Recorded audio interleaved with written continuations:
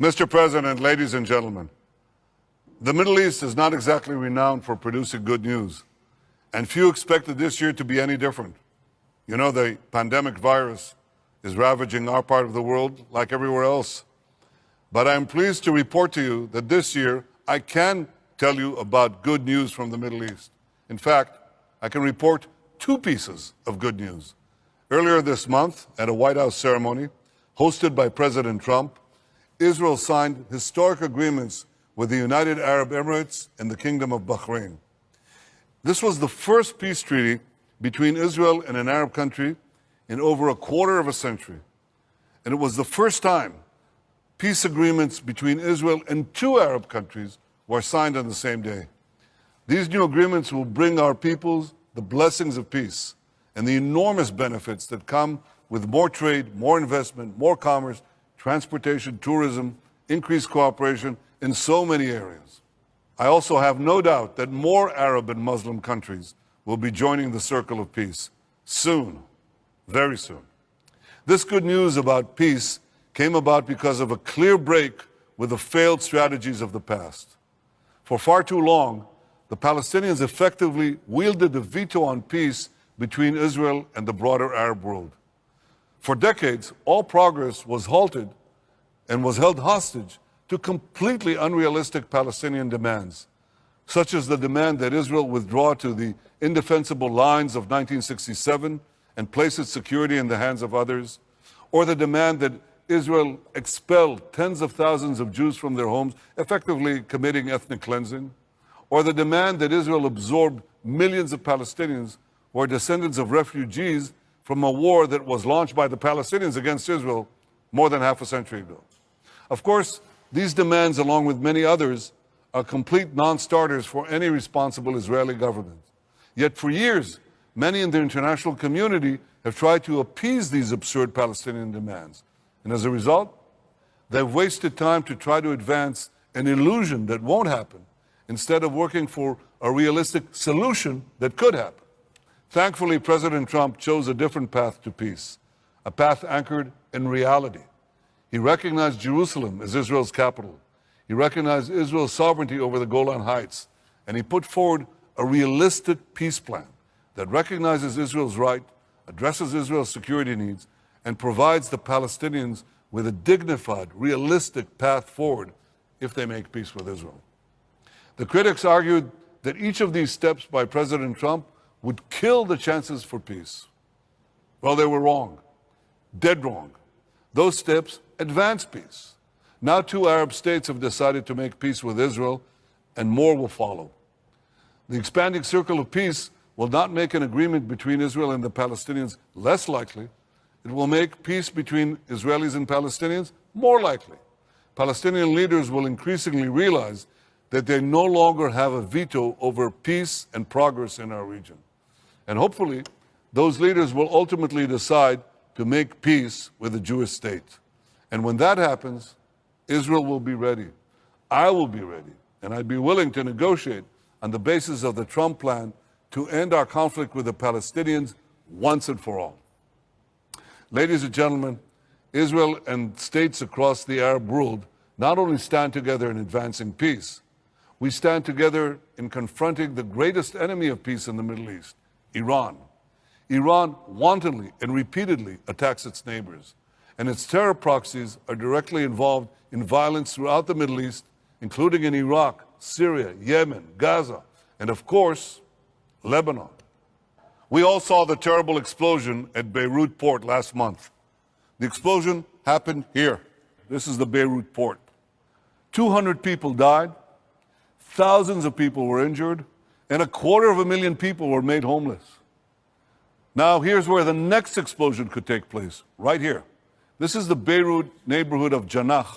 It's right next to the international airport. And here, Hezbollah is keeping a secret arms depot. This secret arms depot right here is adjacent, a meter away from a gas company. These are gas canisters, right here. It's a few meters away from a gas station. It's 50 meters away from the gas company. Here are more gas trucks. And it's embedded in civilian housing here, civilian housing here. The Jannah neighborhood residents, this is the actual coordinates. So I want to show you the entrance to Hezbollah's missile factory, because that's what it is. It's right here. This is the gas company, and this is the missile explosive depot. I say to the people of Jannah, you've got to act now. You've got to protest this. Because if this thing explodes, it's another tragedy. I say to the people of Lebanon, Israel means you no harm, but Iran does. Iran and Hezbollah have deliberately put you and your families in grave danger. And what you should make clear is what they have done is unacceptable. You should tell them, tear these depots down. Just a few days ago, one of these depots exploded at Ein Kana in South Lebanon. And that is why the international community must insist that Hezbollah stop using Lebanon and Lebanese civilians as human shields. Ladies and gentlemen, we must all stand up to Iran, and President Trump deserves praise for doing exactly that. First and foremost, I commend President Trump for withdrawing from the flawed nuclear deal with Iran. In 2015, I stood alone among world leaders in opposing the shameful nuclear deal that was made with Iran. I opposed it because the nuclear deal did not block Iran's path to the bomb, it actually paved its way to it. I oppose it because the deal's restrictions on Iran's nuclear program were only temporary and were in no way tied to Iran's change of behavior. Now Iran has violated even those temporary restrictions. Because of these violations, Iran will have enough enriched uranium in a few months for 2 nuclear bombs. And Iran has been working on a new generation of centrifuges, it's called the IR-9, which will multiply Iran's enrichment capability 50-fold. Ladies and gentlemen, there is no question that Iran is seeking nuclear weapons. The one secret nuclear archive Israel's agents obtained from the heart of Tehran proves that beyond a shadow of a doubt.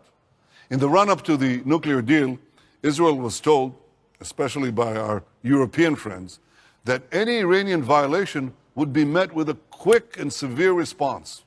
But in the face of Iran's brazen violations, in the face of the irrefutable evidence of the nuclear archive, the Security Council has done, well, absolutely nothing.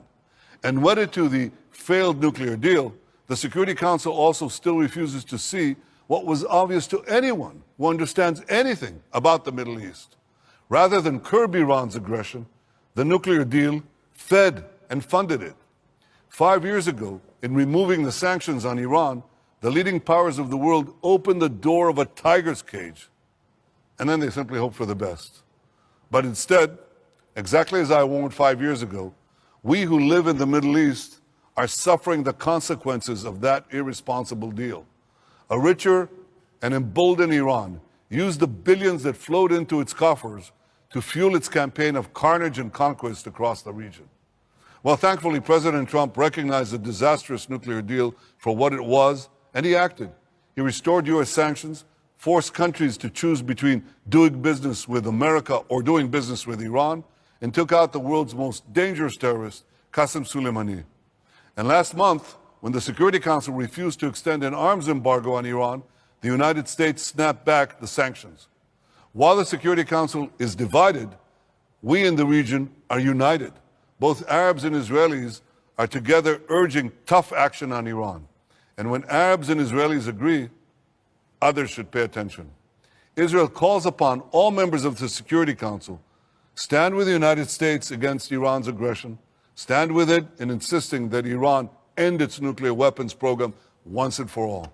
Stand with the United States in confronting the greatest danger to peace in our region. And if you do, I am confident that in the years ahead, we will be able to celebrate more good news from the Middle East. Good news for Israel, good news for our Arab neighbors, and good news for the world, for all those who seek peace, security, and prosperity. Thank you.